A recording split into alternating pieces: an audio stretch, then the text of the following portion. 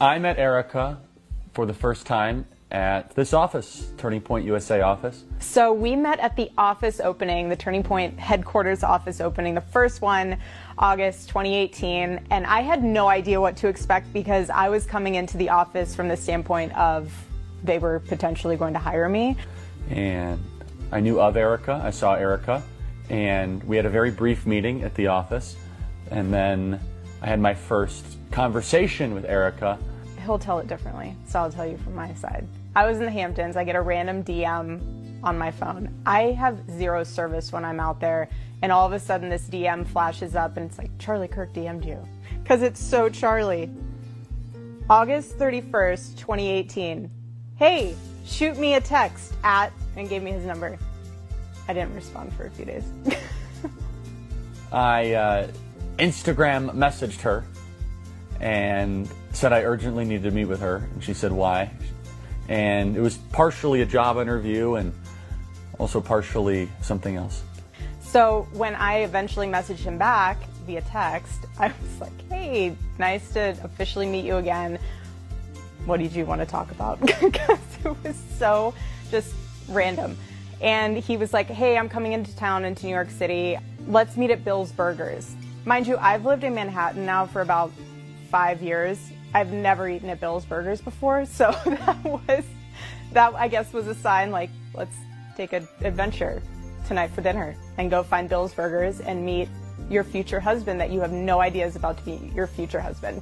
And so then we had a great time, and it was about 15 minutes in, I quickly pivoted away from wanting to hire her to wanting to date her, and now we know how that worked quite well. He got there first, only because he was coming back from Fox and he kind of beat me there. And I got out of my taxi and we get our table, we sit down, and he orders. The thing that I love though is he was so sweet to the waitress. So that was something that I immediately noticed, that he was like really kind to them. And we ordered our food, and then that's when the grilling started happening. Like that's when the interview process started happening. So I'm like, okay, this is a legit interview. Like let's go. I'm glad I had my coffee. Like I'm ready to debate you about Aristotle and Socrates, and you want to talk about theology? Let's do it. Well, I'd never met anyone quite like her. I remember I called Tyler and I said he's going to have to find talent somewhere else. And whatever opening he thought she would fill, that was not going to work. And Tyler was trying to coach me down because he said that she was way out of my league. And he's still right, by the way. So after we got through literally half of the Constitution, going through why I'm living in New York and how I shouldn't be living in New York, and what my 5-year plan is, what success looks like to me, what I studied in college, why, just like every topic you could imagine that is close to Charlie Kirk's heart is what we discussed and went through. When it was like 3.5 hours, and they were starting to close up, and he was finished with his burger, just sat there, and I'm like looking around like, okay, did I get the job? Like, what's going on? I don't need the job, but did I get it? What's going on? And he goes, you know, I'm not gonna hire you. It's like, okay, well, thank goodness I didn't need the job because I'm already doing stuff here in Manhattan. He goes, I'm gonna date you. And I kind of just stood, I froze. I mean, wouldn't you? I literally I was just like, okay, was not expecting this at all. And I was like, do you want to how about we just be friends first, like see where it goes? And I told her I had enough friends and that I didn't want to be friends with her, so that was kind of a non-starter. But if she wanted to date, that would be great. I had enough friends. And I think she still finds that to be very funny, but I meant it. And without hesitation, and like zero hesitation, he goes, I have enough friends in my life. So either we're gonna date or we're not. Do I have any time to think about it? Yeah, you have until tomorrow night when I take you out for dinner, and then you can give me your answer at dinner tomorrow night, but know that the offer's on the table and I want to date you. Okay. So then afterwards, it was like, thank you for this meeting. I need to go walk home now so I can process what happened. And I literally remember walking home from like 54th and 5th all the way to 30th and Madison to just kind of process what just happened.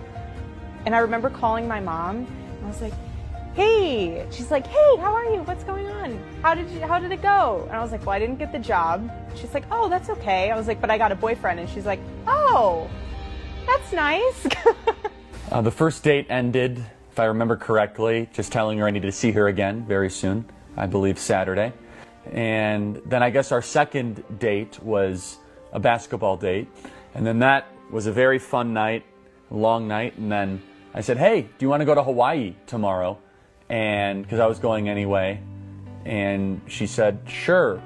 And so I bought her ticket and she accompanied all of us to Hawaii. And Josh was there and Sarah was there and we had a great time. God knew I literally needed someone to smack me up beside the head being like, I'm not playing games. I'm not going to play with your heart. I'm a loyal person. I'm a good person. I'm a God-fearing person. I want to date you. I have zero tricks up my sleeve. And he just knew that I needed someone like that. And he literally was like, here's Charlie. And it was just, I think it took me by such surprise in my mind, but in my heart, I was like, no, this is, let's do this.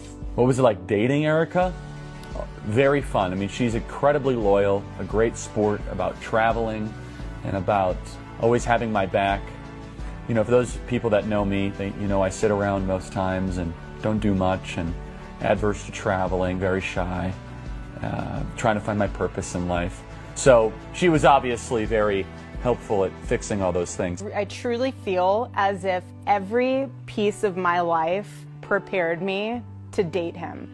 And eventually, obviously, marry him, but to date him. And I say that because ever since I was little, and even after college and adult years, I traveled all the time. And I was used to living out of a suitcase. I was used to a very unconventional schedule. I was used to the entrepreneur mindset and just in the mode of building and building and building. And so I got him. I understood that. I understood his sporadic schedule because mine was just as sporadic. And I understood the sleepless nights and I understood like having to make the time for someone. It doesn't just come to you. You have to work at it. You have to invest into it. And so dating each other, I loved it. I mean, we got to know each other.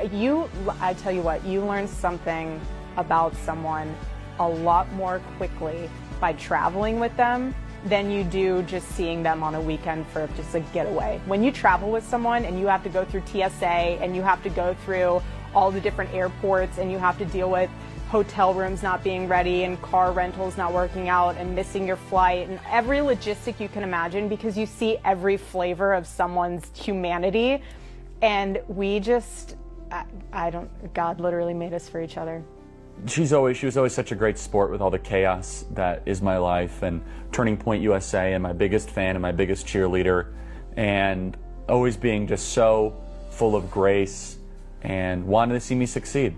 So in November, I was scheduling my photo shoot for Proclaim Streetwear because we were relaunching. And Charlie he's so smart, but he's even smarter that day because he worked a deal with the photographer that apparently that was the day. I had no idea. All I knew is that in the morning, I get a message saying, hey, while you're doing your shoot for Proclaim, I would love to do like Christmas photos. Never take photos together, let alone Christmas photos. I was like, okay. And finally, I was like, oh, let's do pictures together. She's like, you never want to do pictures together. I said, well, today I do. And I'm positioned in a way where like my hand is on his chest, it's kind of like prom picture, but not aggressive like a prom picture. So I'm like, babe, your heart is racing. And so I think that cued the photographer to be like, okay, let's speed this up.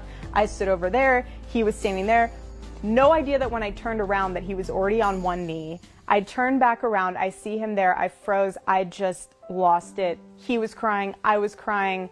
It was by far the most beautiful, emotion-filled moment that I had ever experienced.